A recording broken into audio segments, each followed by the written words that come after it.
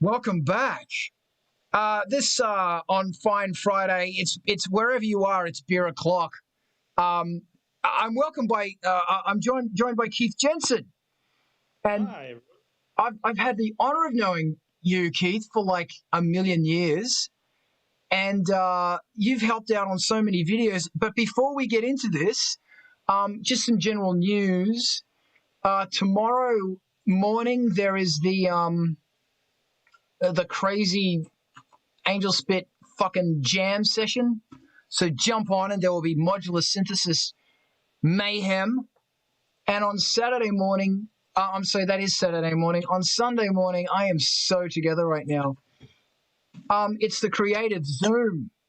And jump on the Creative Zoom because it's awesome and we're going to talk about rock and stuff.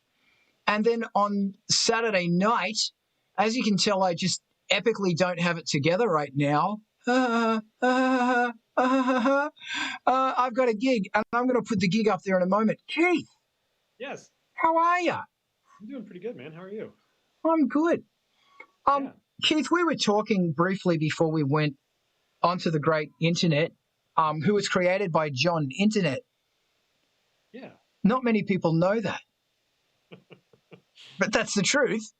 Onto the great invention of John Internet that we were talking about writing scripts, and we were talking about because obviously you've helped with so many video clips for Angels, but you've done so many videos for other bands as well, and you've done movies, and you're actually a pro in this field. What Yeah. do you I do? work, I work in post-production professionally. I wear a lot of hats. I'm currently a senior finishing artist. So I do all your finishing editing and coloring and VFX work and all the good stuff. I'm the one that makes your project look real pretty. That's awesome. Yeah, it's fun. Um, and we were talking about doing short films. Yes. Now, I want to know more about short films and how you combobulate, write the script. Like, what's the process? What software do you do? How do you do it?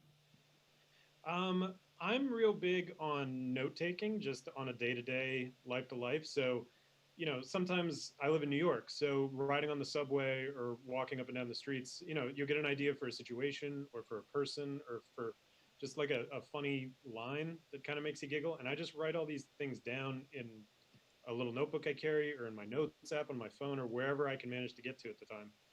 And, over time, usually on a weekend, I'll sit down and just kind of comb through them, and your brain will start to recognize patterns and to kind of put things together. And I find that, eventually you'll start kind of connecting the dots. And when I start doing that, I start sort of writing sort of free form story like I would in like high school or something. And once that starts to get into a place that I feel is interesting, then I'll sit down and I'll open Final Draft and just start writing like a proper script. So I'm sorry, go ahead. No, no, go, go, go, go. Yeah, so yeah, I basically write a short story or write an outline first, and then writing an actual script that looks like a movie script everyone thinks about is just a chore. It's just a formatting issue, really, for me.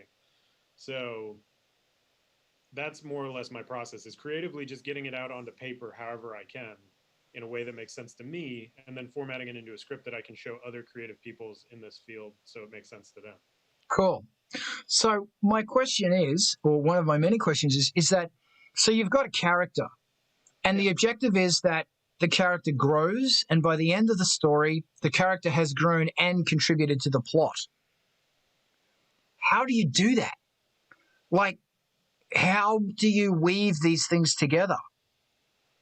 For me it's largely I spend an awful lot of time watching movies, shows, but it's very much not a passive sort of thing that I do. It's a very active thing, and I'm usually watching stuff from that angle, from the story angle.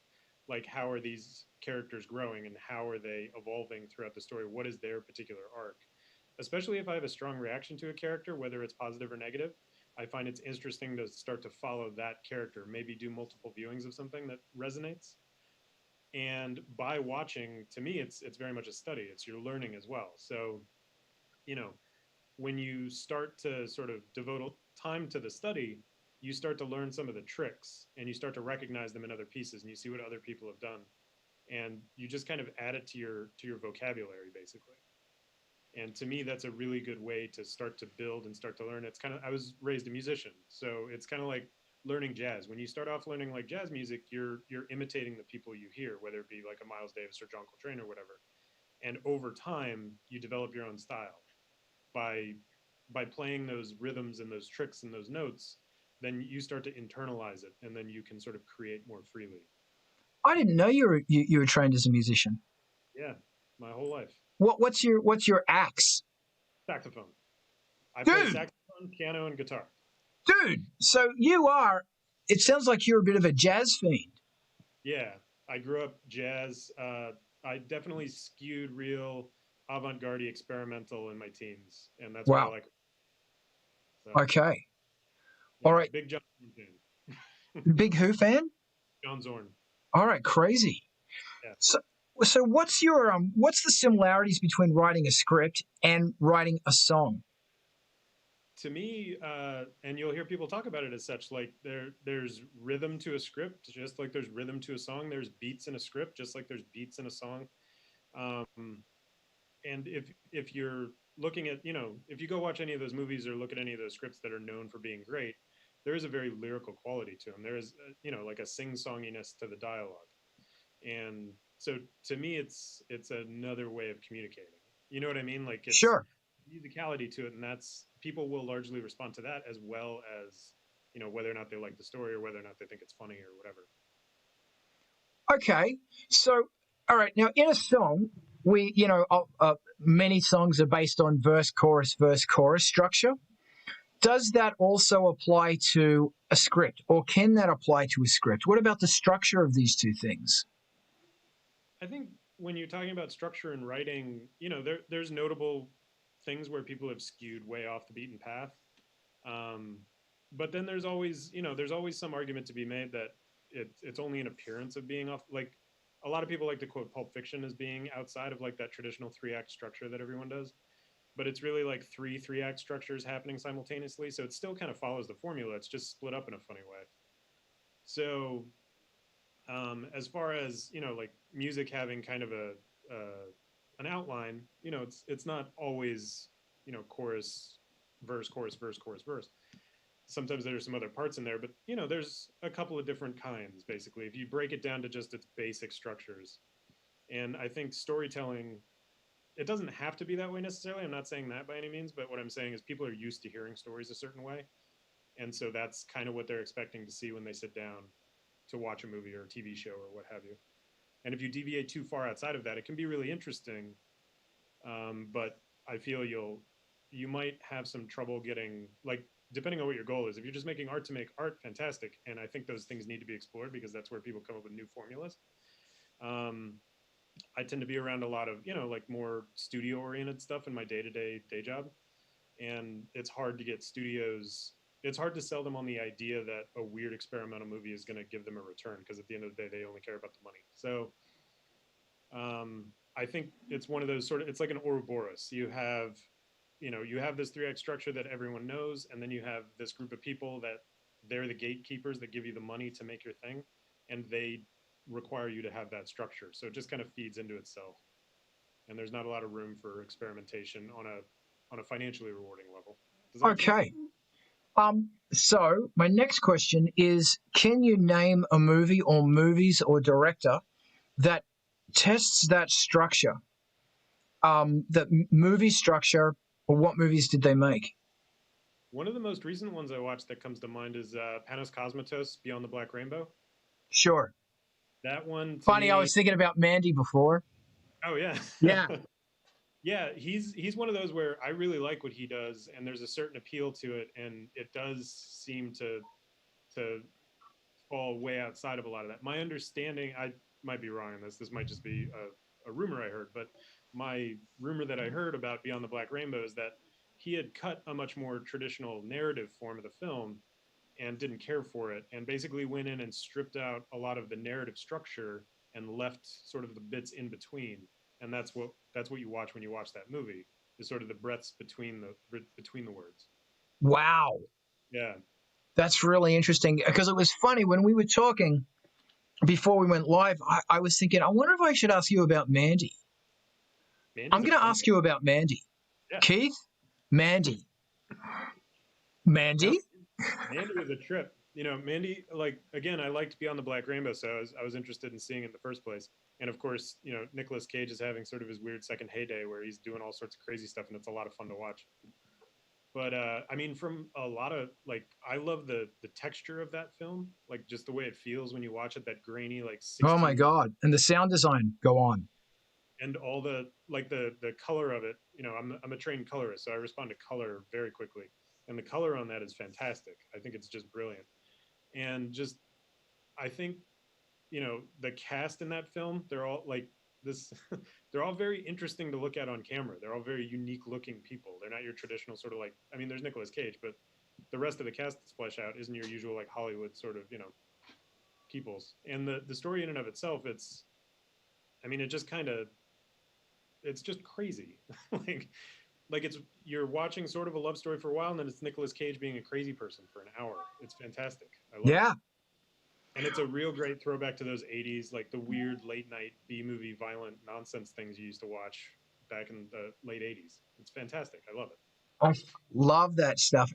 I have a story about Mandy. I'm not sure if this is true, but I was told that when he released it, no one wanted to touch what he did. No one wanted to touch it. Yeah. And he was friends with guys at a theater here in LA, in Hollywood, and I hope it's still open, called the Vista. And it's this Egyptian-style old theater. And the story goes that he hired the theater for a night, and they gave him a special rate because he was friends with someone there or something. And he invited all of his friends along and told them to bring people for a free or a very cheap screening. Yeah. And they, I don't know, 50 people or so turned up. They showed the movie, and everybody just went, what the fuck? And then the Vista was so impressed, they said, okay, we're going to do this movie as a midnight thing for a week. And they sold out the Vista every single night. As soon as it was announced, everyone went, you have to see this movie. And by the end of it, there were lines around the block at midnight to see this movie. And I remember I saw it on the second night or something with my mate Michael. And I remember we were watching it, and there is a certain scene where Mr. Cage breaks down. Yeah. And it's a funny movie because it's so weird, you don't know how to react. So a lot of people were laughing. Mm-hmm. And I remember in that scene, people started laughing because it's a weird scene. And by the end of it, there was absolute dead silence. And nobody has sold out the Vista in 10 years. And what was happening is by the end of it, people from Netflix and various, I think the ArcLight turned up, and they said, we have to have this movie. And Mandy blew my mind because, and then I saw it a second time with the wife. Yeah. And the second time I saw it, you know, there was all of this other stuff. The soundtrack is just madness. Yeah. And Mandy was, because I was familiar with Beyond the Black Rainbow, but madness. Mandy as an artist blew my fucking mind because somebody could come out and do something that was challenging. And I could see how there were certain boxes that had to be ticked in movies. I understand. I don't fully understand, but I sort of get it. Mandy ticked a couple of them. But as an artist, and, you know, I was in a bit of a place of despair at that point because it's like I have to write EBM and it has to be this horrible shit EBM. And they're going to play it at a club and no one gives a fuck. And actually Michael, who's my mate, he does fashion. And he does fashion for movies. And he had this similar issue that we would always, you know, have these creative conversations, and he would talk about writer's block from a fashion designer's perspective. I talk about it from a musician's perspective. And we both watched that and went, there is this huge, intelligent audience who are just as tired of all the BS as we are. Yeah. And it was, besides the movie, besides everything, and I just fell in love with Nicolas Cage again. Besides all of that stuff, it was this moment of the audience are so much smarter than I give them credit. And then I went with the wife, and it was the same thing, and she just came out because she was brought up on David Lynch. Oh, okay. Yeah, David Lynch, and I was, brought up on Jodorowsky. So the two of us, it's like, no, that sounds fun, dude. So yeah, that's Mandy. Excuse me. Let's go to a track. Okay. I think this will be Pretty Dead Boys. Oh, fantastic. Wish us luck.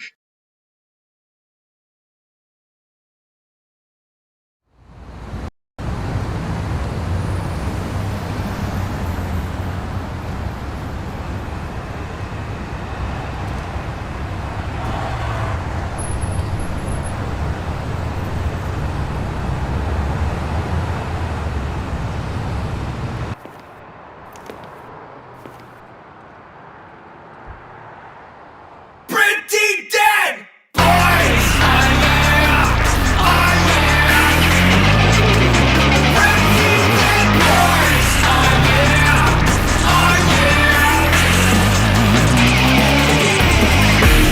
Hot young blow up doll, crystal vapes the drug. I love you to death.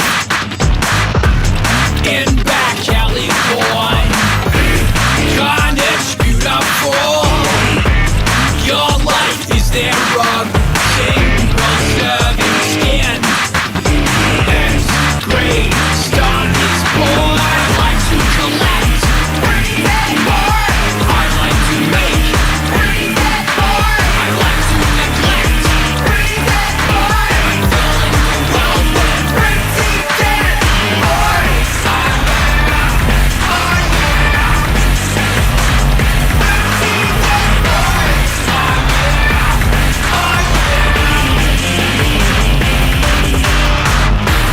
Bleed like my new bride. Keep those flags on fire. I have what you want. Addiction is bliss. Project Lucifer. Artificial youth. You are not a list. You are crazeless. I like to collect. I like to make. I like to neglect. I'm filling the world with pretty dead boys.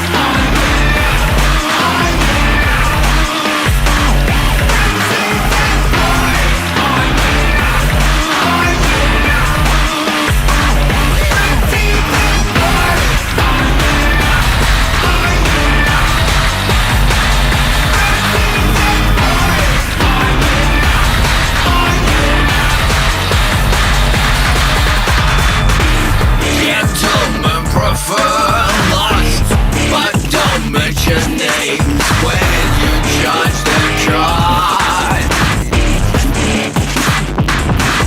You went to play with the devil, but never came back. You might be legit, but you still eat dog shit.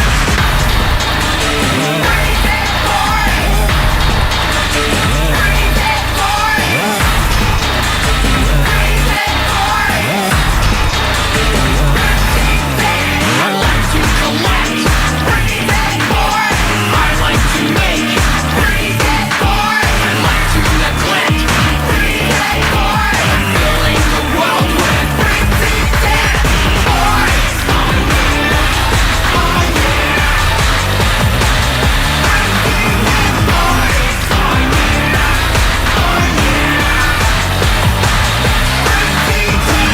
Boy, I'm a dirty old man.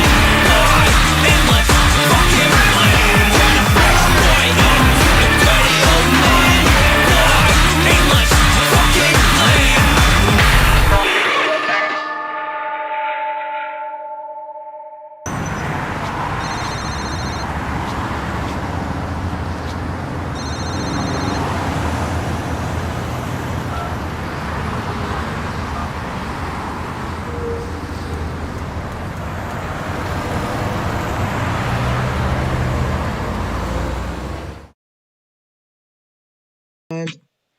Welcome back.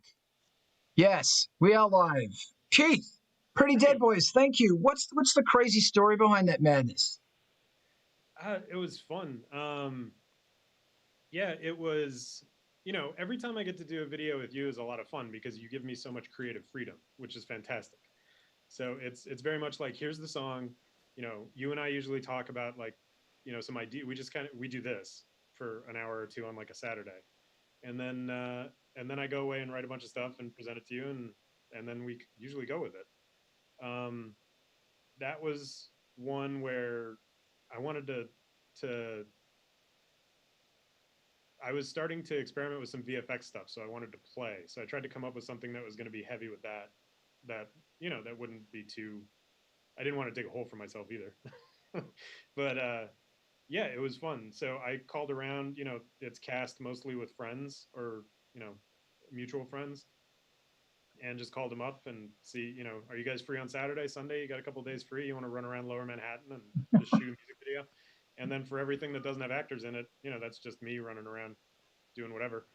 And then because I professionally sit in edit bays, all the time, every day, I try to put most of the work into the edit because that's just me and my time, and I can do it whenever. Awesome. Yeah. That's awesome. I'll later on, like in 10 minutes or 20 minutes, we're going to play "Happy Little Coma" that you also did from the new album, The Ignorance Cartel. I forget what it's called. But that one was a really cool process because normally it's Carl and Keith have a brainstorm, come up with a ridiculous thing. Yeah. But on this one, hey, Keith, here's the song. What do you think? On this one, we did it the other way around. And on Happy Little Coma, you and me kicked out the idea first. Then the song happened. And the song was based around about the concept that we kicked out. I love that. That was awesome. No, that was fun. Yeah. Well, and the other thing, my memory of when we were brainstorming about the video for that one was, we came up with a whole other idea at first, and it got steamrolled by this whole pandemic that we're all locked in. Because yeah, I'm here in New York, so it became very difficult to like amass any sort of like crews or be outside to do anything. Yeah. So yeah, we had to kind of shift gears on that one real quick, but it still came out real nice. I like that one. I was grateful, and Melanie from Static Queen of the Opera was in that one as well, and both of us shot stuff to make it look like we're in a truck stop bathroom and we'd been beaten up and we were running away. And tonight, incidentally, after we've done all this kerfuffery, we're going to be launching one of the other tracks called Easy, and that was just me and the wife. Oh, nice. And it was good fun. It was really good fun. But yeah, so Keith, I want to do a shout out really quickly to Ashley Bad, who is in that video clip. And Ashley is the queen of New York City, and now she's in LA, and with the fucking awesome Mark and the two cats, locked down at the beach, goths at the beach. And yeah, that was. I just love these videos because it's like I know those people from the clubs. It's so much fun. So I wanted to ask you. We have established that there are rules. We have established that there are expectations. So I want to know how close to those rules and expectations, as a professional, as a creative, as you, are you comfortable pushing that line? How true is it to be yourself as opposed to be the person that the audience expects you to be? I find for the work that I do, I think a lot of artists, or at least some of my friends that are maybe more notable, run into some. I don't know if it's an issue necessarily, but it's once you become known for a thing, it starts to become difficult to break from that thing. Oh my God. Yeah. So it's a friend of mine who's a pretty well-known illustrator here in the city had mentioned to me once conversationally at a party or something that she draws in a very specific style and it's very recognizable. And the one thing that she doesn't regret about it, but the thing that does get to her from time to time is it's very difficult for her to sort of like try new things or try new styles because I mean, this is her living. People buy her art and pay for her murals and her art and things. And it becomes difficult. Like she can't just show up. Like when people hire her, they're hiring her for a very specific thing because that's what she's known for. So she can't suddenly decide to like go all Jackson Pollock on something or whatever just because it would be interesting to try. So I don't feel that I've hit any sort of level of notoriety in that sense. So I feel I have much more freedom to just kind of play with ideas. As far as like established rules, you know, like rules of the craft, so to speak, because I do this professionally, there are a lot of things that I don't know that it's such an adherence to following rules so much as it's just to me that's the way it is because that's what I'm used to. You know, like there's certain things you just don't do like editorially or certain things that you try to cut around in a shoot, you know. Like they're not hard and fast rules, but they're again it goes back to kind of what we were talking about earlier where it becomes expectations. It's people are used to seeing things a certain way. There's a reason like a student film feels like a student film. And it's usually they haven't picked up on some of those subtle rules yet that you know you most everyone notices in all TV and movies and stuff that they watch. They might not have the vocabulary to point it out, but they all recognize it. Yeah. And if you're taking it away, again, you might not have the vocabulary to say, "Oh, they did this thing that I don't like," or "They did this thing that people try not to do," but you recognize that something's off. That's really curious because I totally agree. Like, um, as a musician, and I'm sure you probably agree with this, is that when I go back and listen to me writing music in my mid 20s, early 20s, I won't even talk about my teenage years because they're awful.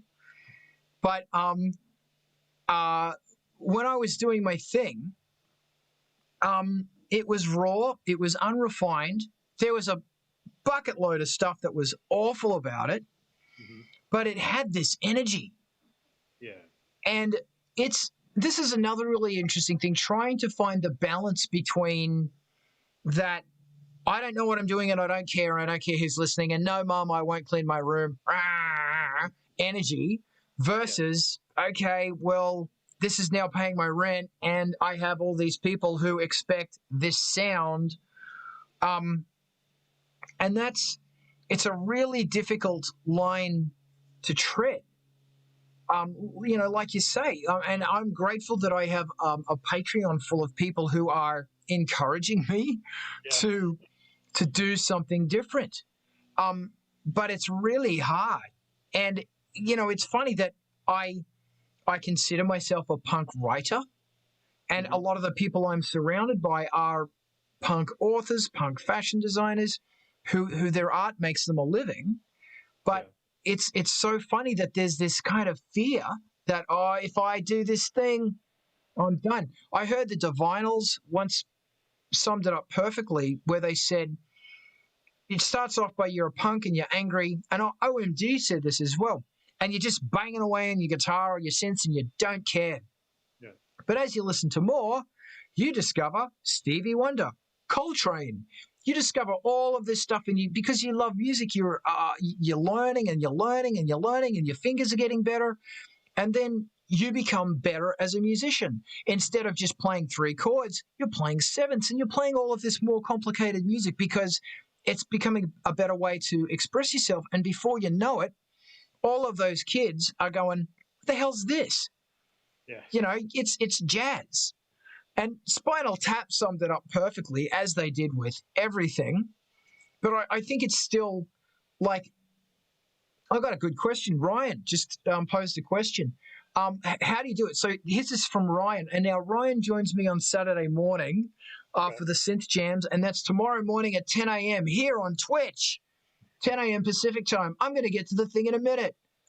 And I hope we're doing it tomorrow morning. Ryan, I really hope we're doing this tomorrow morning. So this is Ryan's question.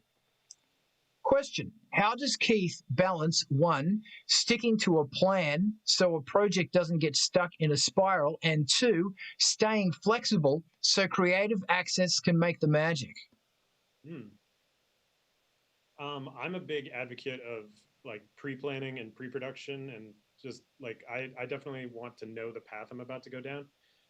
To me, a lot of creativity, especially with like video projects or like extensive editorial stuffs, to me, the creativity isn't so much in the actual act. It's all the preparation leading up to it. It's the writing of the story and the preparing and how are we going to get all these pieces together.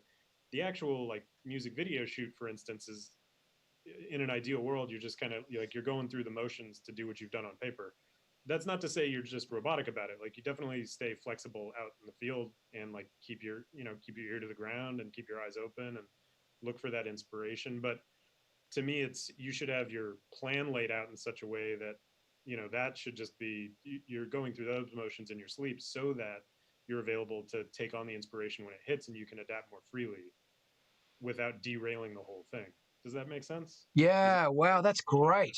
Thank you, Ryan. That was a good question. And that's a great answer, Keith.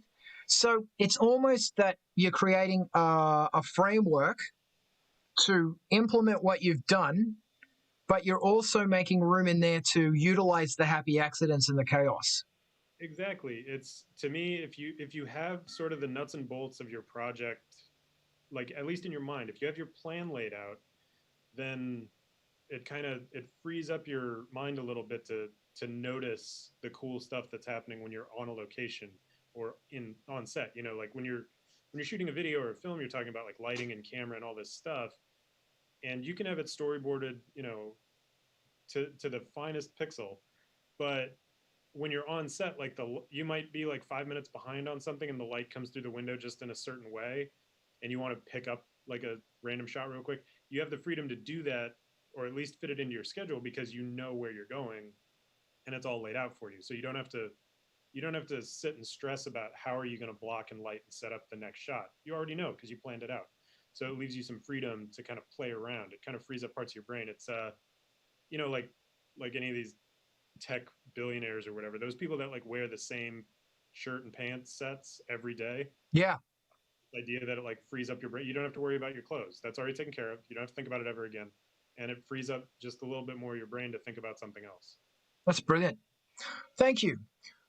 Without further ado, I'm going to shoot now to New Devil from the album Cult of Fake that you did. Thanks again. Of course. And this is great because the message that's under this is just wonderful. We're going to throw to that video, then we're going to chat more of it later. After the video, we'll chat more about this video concept.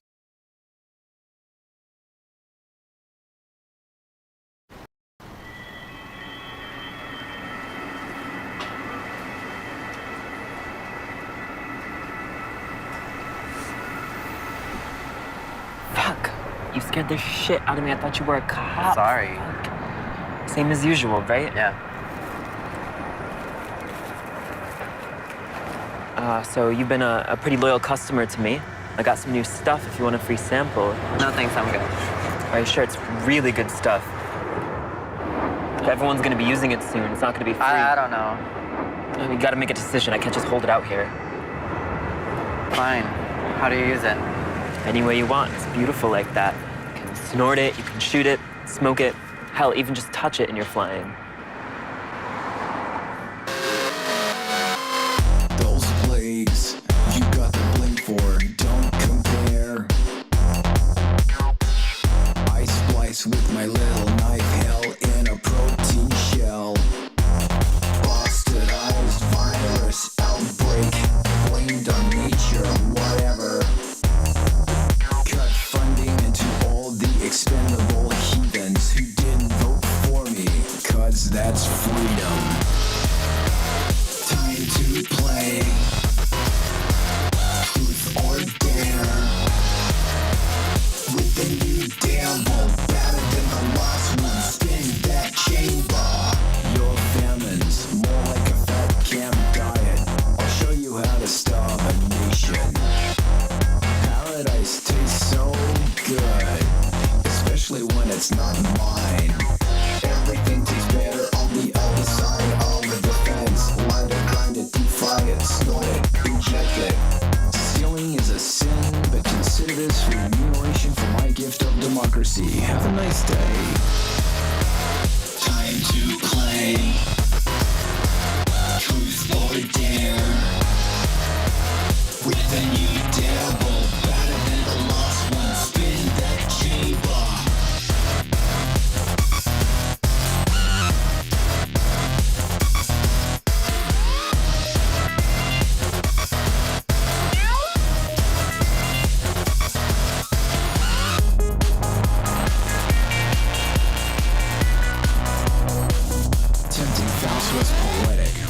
my brainwash, the world dances to my tune of toil, loneliness, and bankruptcy. Your sin is trivial and low risk. It comes with forgiveness guaranteed. Where's the fun in that? God can't save us, we killed her. Our children will betray us as will theirs. Rinse and repeat, all for the unachievable dream of meritocracy. We'll smoke rings and go to hell. No wait, we're already here.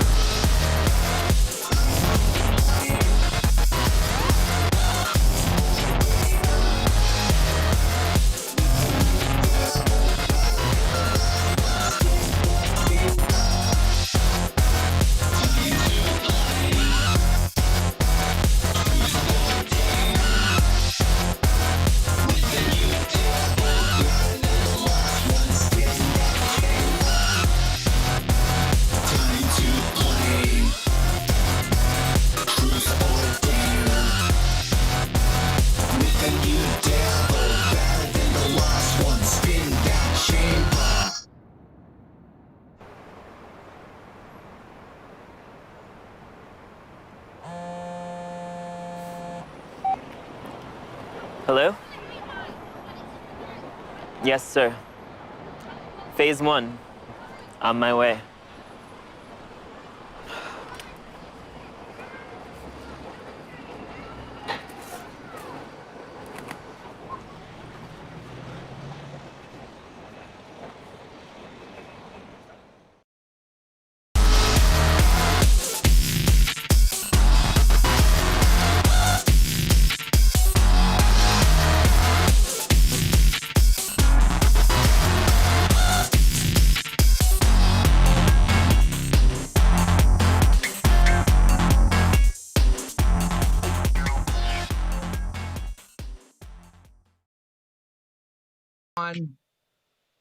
That was awesome, Keith.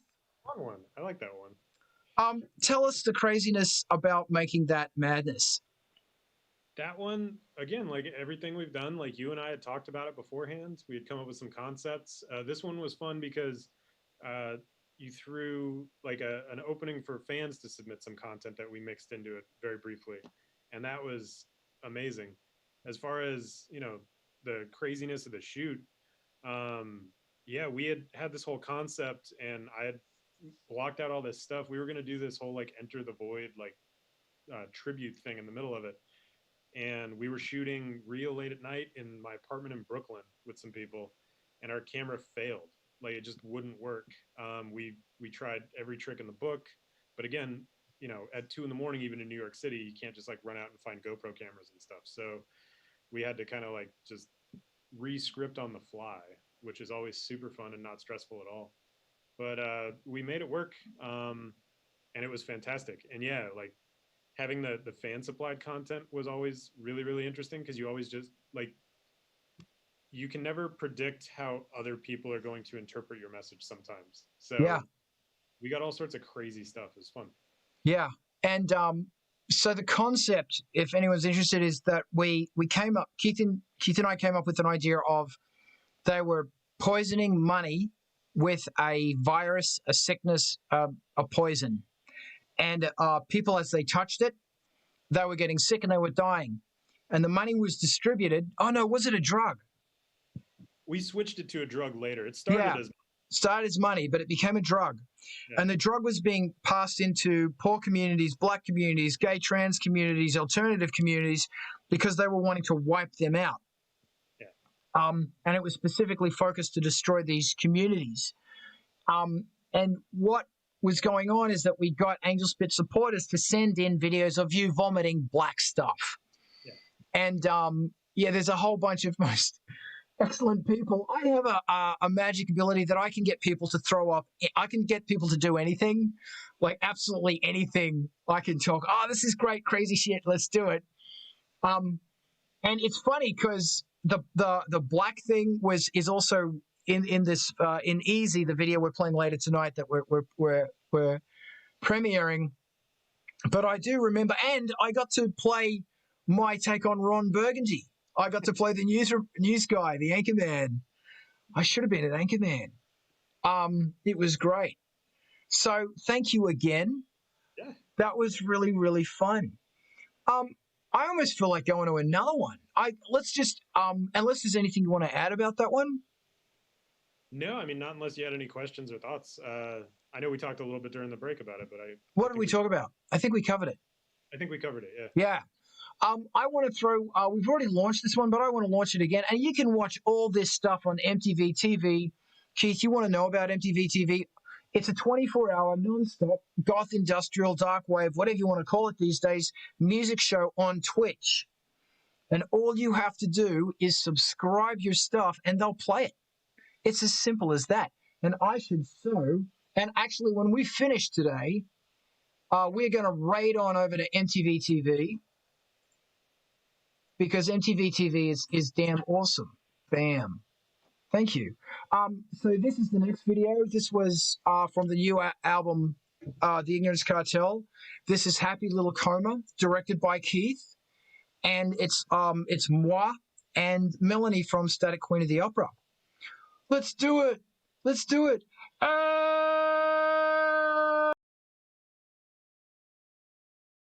We're being victimized by alarmists and sensationalism, which causes us to look at the world in a distorted way. We start teaching it to them very young. Freedom. That's enough to frighten any parent. What they wanted to know was how could they get their children just as frightened? Their common bond was fear.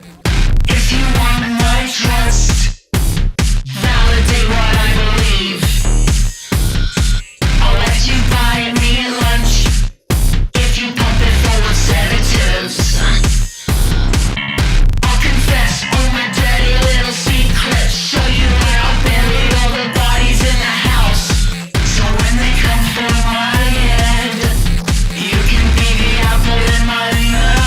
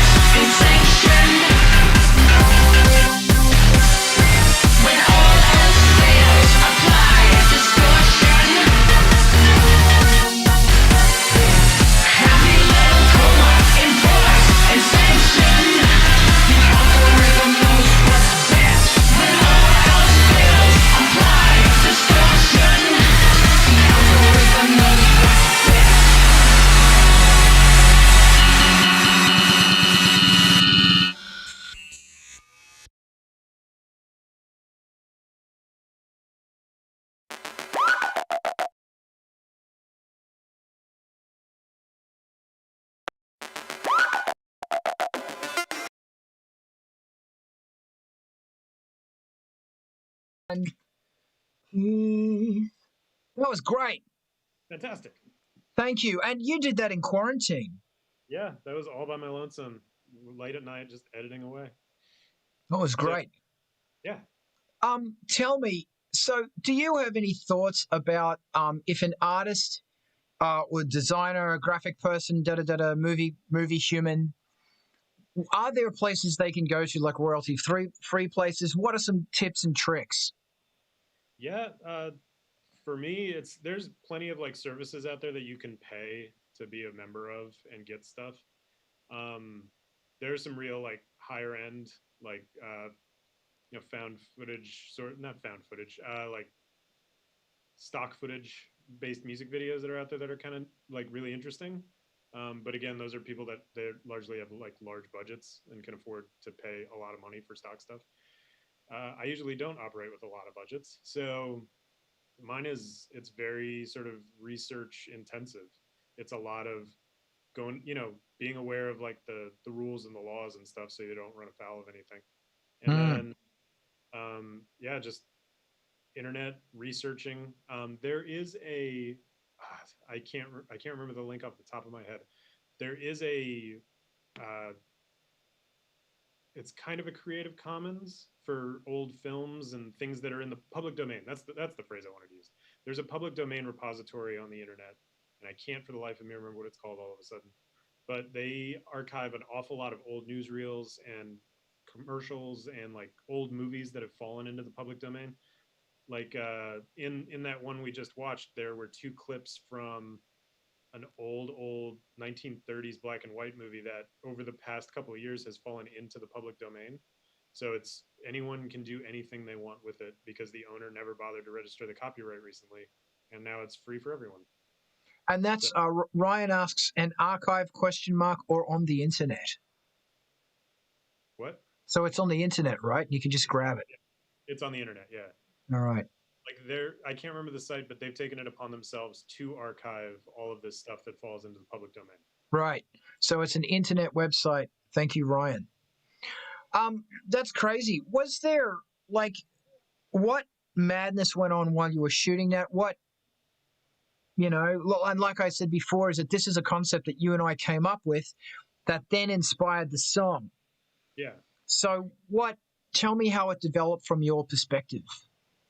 Well, initially when we had started talking about the concept, it was much more I was going to go shoot stuff with people. And that is obviously, it's a challenge in its own way, but it's very freeing narratively because you get to craft the story. Obviously, when you start trying to assemble a story out of stuff other people have shot or cut together, it can become really, it's a lot of fun creatively because like there's that whole opening to that one, which is an old like Be Scared of Drugs reel that I've just chopped the audio up and put it over other parts of the video to where it's about, parents teaching their kids fear. And so like you can have fun with it that way.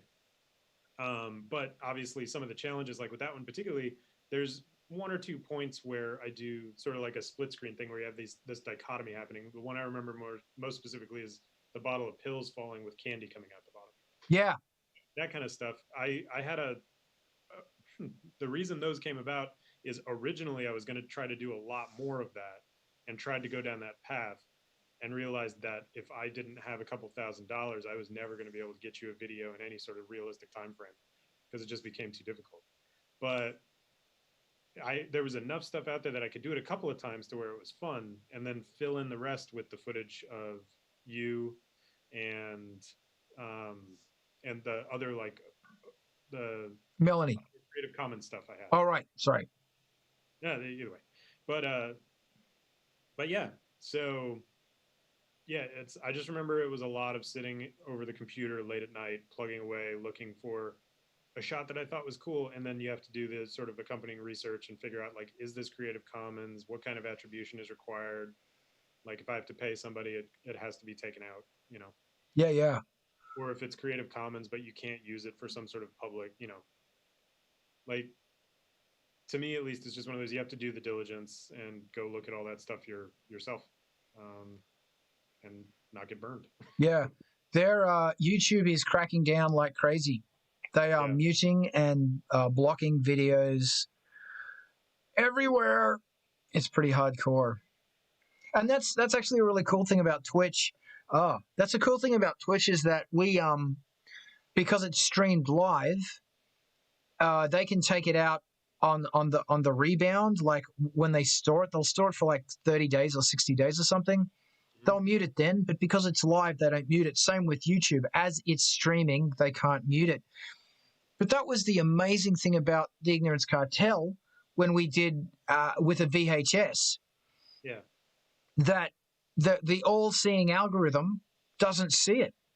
And Right. you can put samples in it. You can use non-public domain footage. You can do, all of this crazy stuff because it's just crazy how I am so trained that, oh no, don't do this because, the algorithm's going to get you and YouTube's going to block you and da-da-da-da-da-da-da-da, where if you put out vinyl or cassette or VHS or a CD, I mean, like if you put out, a CD, there's a waiver where you have to talk about copyright and da-da-da-da-da-da, but it's just very interesting how as we move into the digital world, our minds are changing. Our minds are becoming more collected to the hive. I don't know if that's a good or bad thing.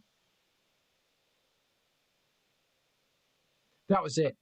I was afraid of the hive.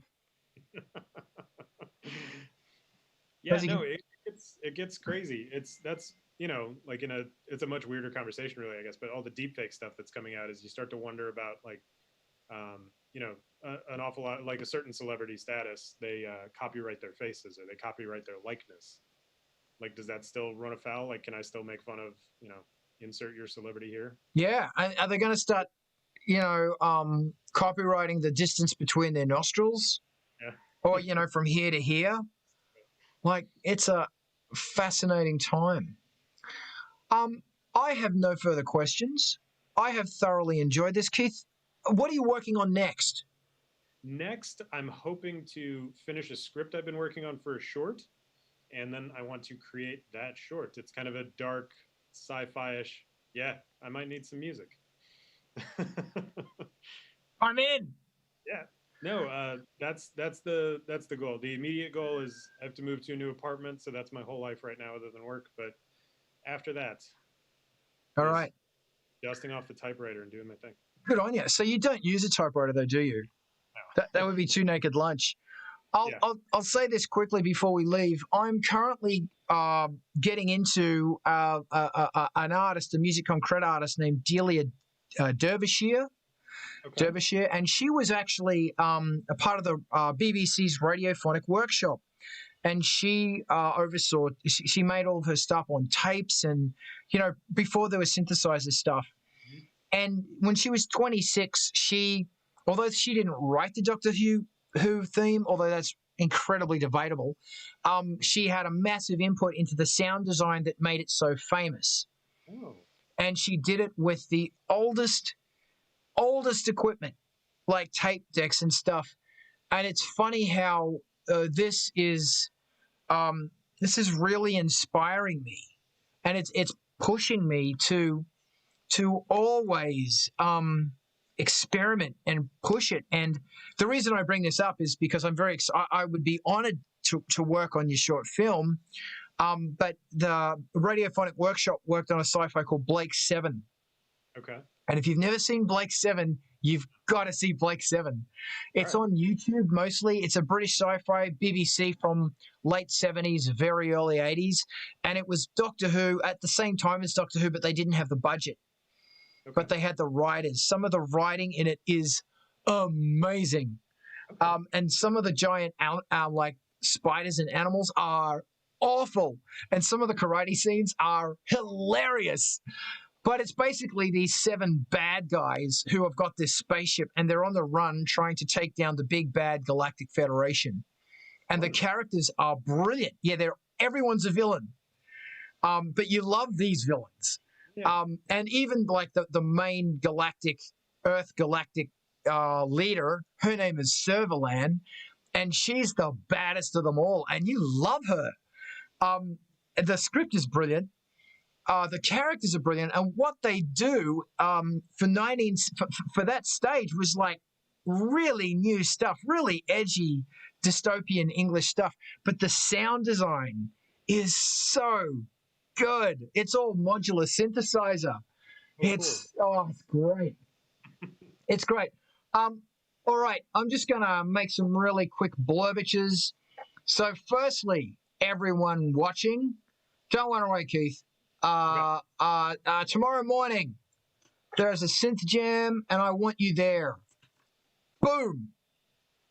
That's the synth jam. It's me and Ryan, and we're gonna make some crazy noise. Now, on Saturday night, we're doing the Sanctuary Fest with Regen. Boom. It's going to be crazy, and there's a whole bunch of awesome bands. And you're probably watching this with a delay, so you have no idea what I'm talking about. Oh, look, text just came on the screen. Then on Sunday morning, I can do this. I believe in myself. Here we go, the Creative Zoom. It's normally at 10 o'clock LA time, but tomorrow on Sunday, it's 9 o'clock. Boom. For reasons, because I'm going to see the in-laws, and my mother-in-law's an amazing cook, and I don't want to be late. But join me at 9 a.m. And then on April the 2nd, we're launching another video. That's next Friday. My God, is that next Friday? It's the Friday after. Boom! And that's got Gasoline and Vertebrate playing. And it's going to be craziness. And that's presented by MTV TV, who you are all going to be auto-streaming to in about 10 minutes after I show this final video. And I want you to follow Angel Spit on Twitch. Boom!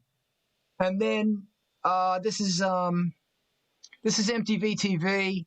I'm just putting links in here, and everyone's going, Jesus, Carl, what are you doing? And if you're in a band or you do short films or short anything, send it to MTV TV, and they will play your stuff. They're looking for content. Keith, thank you. Of course, man. My pleasure. I am looking forward to helping you, and I've got a video or two that I'm going to be sending your way in a couple of months. A new track. Oh, fun. Oh, yeah. And I love what you do, man, and I'm so grateful that you help me and help Angel Spit. Thanks, man. I love what you do too, and I love that you're so encouraging of everyone to just be creative and rock, and that's fucking great. We need more of that. More people need to do cool stuff. Bloody oath! You know, it's funny. I'll be quick. It's funny how we have more things going on right now than they did in the 60s, in the late 60s, during that amazingly beautiful time of music and protest and protest art, civil rights, and a pandemic and everything else that's going on, global warming. We need to express ourselves. You got to let that fury out. Let it out in your art and your music and your videos. Pick up your GoPro or your phone and go out and shoot a video with your mask. Be safe and shoot something crazy. It's all art, man. It's all fun, you know? That's my final thing. And I can speak as somebody that's been in the film industry in various capacities for 20 years now. If you have any interest in going down that route, the only way you're going to learn it is by doing it. And everyone's got a camera on their phone now, so just go make whatever cool movie you want. Edit it together, you'll figure it out. Yeah. If you want movies, you probably already watch them. You know what works and doesn't. You'll figure it out. Yeah, and mistakes are cool. Everyone wants to see your cool stuff. Yeah. Thank you, Keith. The worst movie ever made is a little bit better than the one you haven't made yet. So go make something. That's brilliant. I love that. So now I'm just going to throw it to the new Angel Spit video that we've done. This was me and my wife. It's directed by moi. It's for the track Easy.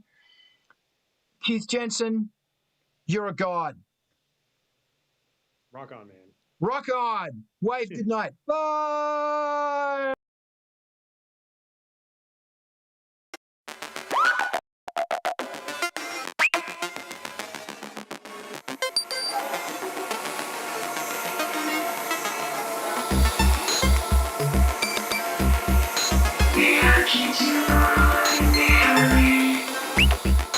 Every prince